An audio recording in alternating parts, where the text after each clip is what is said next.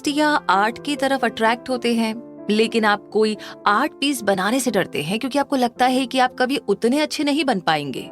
अगर इनमें से किसी भी सवाल का जवाब हाँ है, तो आपको इस समरी के बारे में जरूर से जानना चाहिए। आज की इस ऑडियो बुक समरी को बनाया है ग्रेट आइडियाज ग्रेट लाइफ यानी कि गीगल ने, जहां पर आप समरीज को पढ़ सकते हैं, सुन सकते हैं और खुद अप्लाई करने के बाद बाकी सबके साथ शेयर भी कर सकते हैं। तो देर किस बात की, आइए शुरू करते हैं summary of the artist way, a spiritual path of higher creativity, जिसे लिखा है जूलिया कैमरून ने।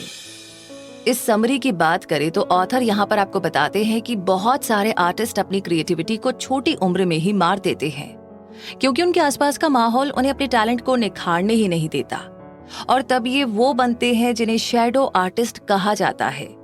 ये समरी आपको एक एक करके हर हफ्ते की यात्रा पर लेकर जाएगी ताकि आप अपने अंदर के आर्टिस्ट से मिल सके।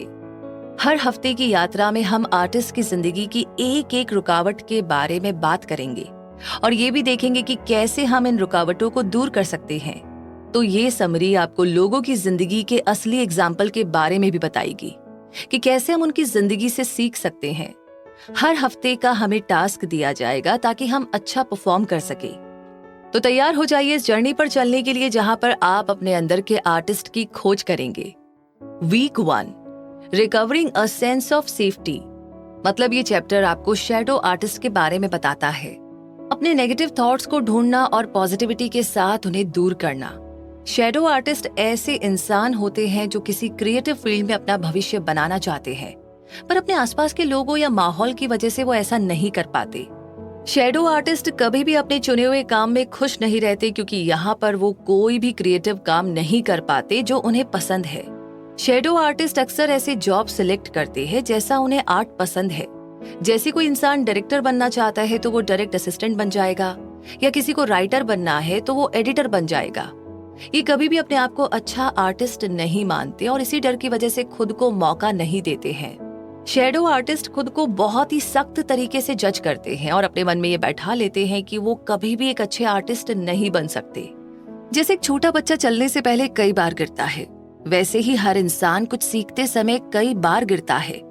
वैसे ही आप भी शुरुआत में कई बार गिरेंगे, लेकिन लास्ट में आपको भागना आ जाएगा। इसीलिए अपने बारे में बुरा सोचने की बजाय अपनी कमियों को ढूंढिए और उन पर काम करना शुरू कर दीजिए। कोशिश करते रहने से ना किसी भी काम में एक्सपर्ट बना जा सकता है। तो इसीलिए कमियों को ढूंढते रहिए और उन्हें दूर करने की कोशिश करते रहिए।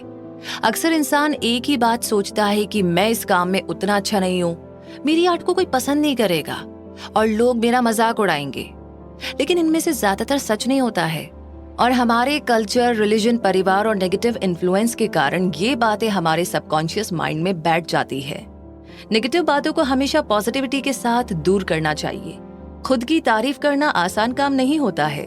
हमारा दिमाग यही कहेगा कि हमारा काम तारीफ के लायक है ही नहीं, लेकिन अगर हम इन बातों की तरफ ध्यान देंगे तो अपने अंदर की कमियों की जड़ तक पहुंच पाएंगे।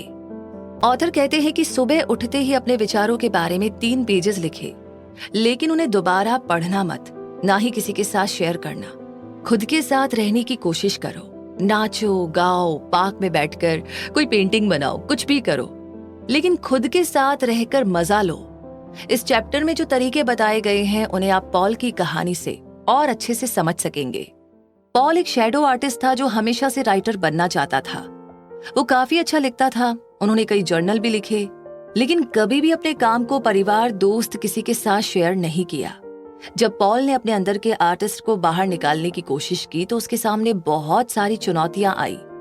वो वैसे ही काम कर रहा था जैसा उन्होंने सोचा था, लेकिन फिर भी उसे खुद पर शक होने लगा और वो गलत बातों से परेशान रहने लगा।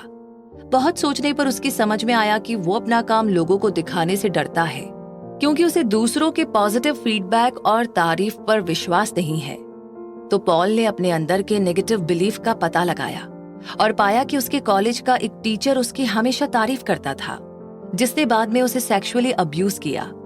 पॉल को इस बात से गहरा धक्का लगा था और वो खुद को दोषी मानने लगा कि उन्होंने टीचर का ध्यान अपनी तरफ खींचा है। तब से पॉल के दिमाग में एक बात बैठ गई कि जो उसके काम की तारीफ करता है उनका मकसद कुछ गलत होता है और उसका काम सच में अच्छा नहीं है। एक बार असली कारण का पता लगा तो पॉल ने इस पर पॉजिटिविटी के साथ काम किया। हालांकि पहली बार में वो कंफर्टेबल नहीं था, लेकिन धीरे धीरे उसे अपनी तारीफ सुनने की आदत हो गई। पॉल की एग्जाम्पल से साबित होता है कि एक बार हम अपने अंदर की नेगेटिविटी के कारण का पता लगा ले तो हम इस पर काम कर सकते हैं और अपनी परेशानी को सॉल्व कर सकते हैं।